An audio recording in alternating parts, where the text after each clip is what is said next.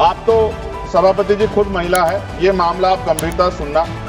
मेरी ये बहुत बड़ी चिंता है। ये मेरे हाथ में कटिंग है जिसमें लिखा है कि लीज पर बिक रही हैं बेटियां, कर्ज उतारने माता पिता भेज रहे हैं। 8 साल की बच्ची 3.5 लाख में 3 साल की लीज पर दी गई। हर दिन में 5 से 10 बार दुष्कर्म। ऐसा भारत जहां बेटियों को बेचा जाए, लीज पे दिया जाए और सरकार हाथ पे हाथ रख के तमाशा देखे, ये अच्छा नहीं है। धन्यवाद सभापति जी। फाइनेंस बिल 2025 पे आपने मुझे मेरी बात रखने का मौका दिया। सभापति जी, युवा बेरोजगार है, पढ़ा लिखा बेकार है, मिलता ना रोजगार है, ऐसी हमारी सरकार। सर, मैं अपनी बात को शुरू करते हुए मेरे मन में कुछ पीड़ाएं हैं, वो आपके सामने क्योंकि चेयर से ही कह सकते हैं। सर, बलिया की बेटी प्रिया चौहान जिसका शव सर पेड़ पे लटका मिला, तकलीफ दे है। सर, काशी हिंदू विश्वविद्यालय में पीएचडी के प्रवेश परीक्षा शिवम सोनकर को के साथ न्याय नहीं हो रहा है। सर, वो प्रवेश परीक्षा के लिए आंदोलन कर रहा है। संत कबीर नगर में राजभर समाज के घर जला दिए गए। मथुरा में होली पर दलितों पे हमला हुआ और जेल भी वही गए।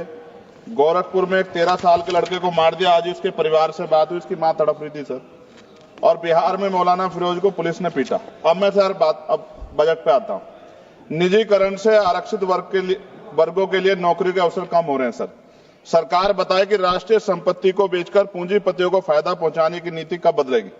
जीडीपी का केवल 2.9% शिक्षा पर और 1.98% स्वास्थ्य पर खर्च किया जा रहा है। सरकारी अस्पतालों में डॉक्टर दवाइयां नहीं है।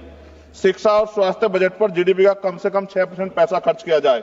जो गवर्नमेंट अमेंडमेंट नंबर 144 है, उसमें आपने रिटायर्ड कर्मचारी अधिकारियों की पेंशन को कम करने का प्रावधान किया है। मेरा सरकार से आग्रह, इस अमेंडमेंट को वापस लेकर पुनः पेंशन की पुरानी प्रक्रिया बहाल की जाए। सीएमआई की 2024 की रिपोर्ट के अनुसार भारत में बेरोजगारी दर 8% से अधिक बनी हुई है। युवाओं के लिए नए रोजगार सृजन कोई ठोस नीति बजट में नहीं थी। केंद्रीय बजट 2025 मनरेगा तथा आवंटन 86,000 करोड़ रुपए पर अपरिवर्तित कार्यक्रम 9,754 करोड़ रुपए के घाटे पर चलने के बावजूद 2025-26 के बजट में धन आवंटन में कोई बढ़ोतरी नहीं की गई, जबकि मनरेगा ग्रामीण रोजगार में महत्वपूर्ण भूमिका निभाता है। लगातार रुपए कीमत गिर रही, जो चिंता का विषय, ये हम प्रधानमंत्री जी के मुंह सुनते थे जब वो मुख्यमंत्री हुआ करते थे। प्राय देखने में आता है किसान अपने ऋण के कारण आत्महत्या कर रहे हैं और सरकार उनके ऋण माफ नहीं कर रही, जबकि दूसरे बड़े उद्योगपति और कंपनियों का ऋण माफ किया जा रहा है। यह निंदनीय है। सरकार को किसानों की ओर ध्यान देना चाहिए, उनका ऋण माफ करना चाहिए। कृषि उपकरणों पर 100% जीएसटी की छूट दी जानी चाहिए। भारतीय शेयर बाजार पिछले कुछ समय से लगातार घाटे में जा रहा है। भारतीय निवेशकों का पैसा डूब चुका है, जबकि विदेशी निवेश लगातार भारतीय शेयर बाजार से पैसे निकाल रहे हैं। सरकार को इस ओर भी ध्यान देना चाहिए।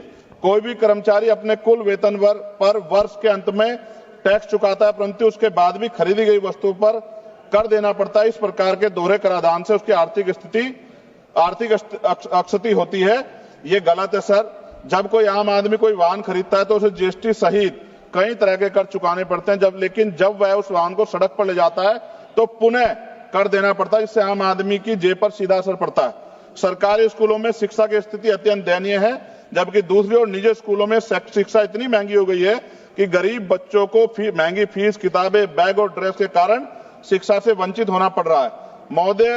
महोदया, निजी स्कूलों की कालाबाजारी बंद होनी चाहिए और शिक्षा इतनी सस्ती होनी चाहिए कि हर व्यक्ति तक पहुंच सके, और प्राइवेट स्कूलों पे कैप हो कि वो ज्यादा फीस न ले सकें। साथ साथ उत्तर प्रदेश में, जी खत्म करूंगा, उत्तर प्रदेश और अन्य राज्यों में मानव तस्करी, आप तो सभापति जी खुद महिला है, ये मामला आप गंभीरता से सुनना।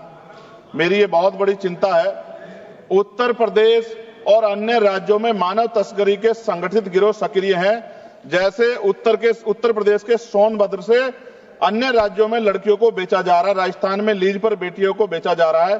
बेटियों के खरीद फरोख्त के मामले सामने आए, लेकिन सरकार कोई ठोस कदम नहीं उठा रही।